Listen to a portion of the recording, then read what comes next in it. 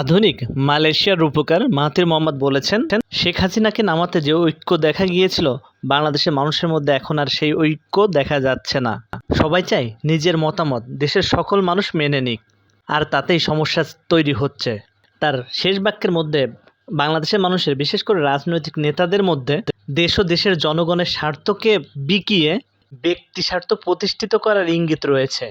৭১ পরবর্তী ২০২৪-এর বাংলাদেশ একটি নতুন ধারায় রূপান্তরিত হতে পারত, কিন্তু না, ক্ষমতার লোভ, ব্যক্তি স্বার্থ ও পরমত সহিষ্ণুতার অভাব এদেশকে তৃতীয় বিশ্বের দেশ করে রেখে দিচ্ছে।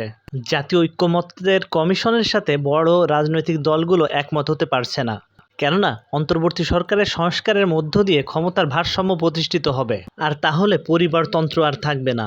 এদেশের বড় রাজনৈতিক দল আওয়ামী লীগ, বিএনপি, জাতীয় পার্টি, তারা রাজতন্ত্রের ন্যায় আজীবন ক্ষমতায় বিশ্বাসী। তাদের নিজেদের দলে গণতন্ত্র নাই, কিন্তু তারা গণতন্ত্রের নামে ফেনা তুলে জনগণকে বোকা বানায়। একক ব্যক্তির কর্তৃত্বের রাজনৈতিক দলের সাথে থেকে দেশের মধ্যে গণতন্ত্র প্রতিষ্ঠিত করা কখনো সম্ভব না।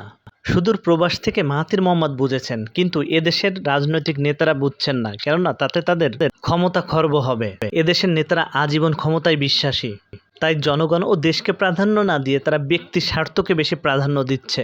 আর এজন্য এদেশে যেমন কোনো জাতীয়তাবোধ তৈরি হয়নি, তেমনি জাতীয় কোনো ঐক্য হচ্ছে না। এটি বাংলাদেশের জন্য হতাশা।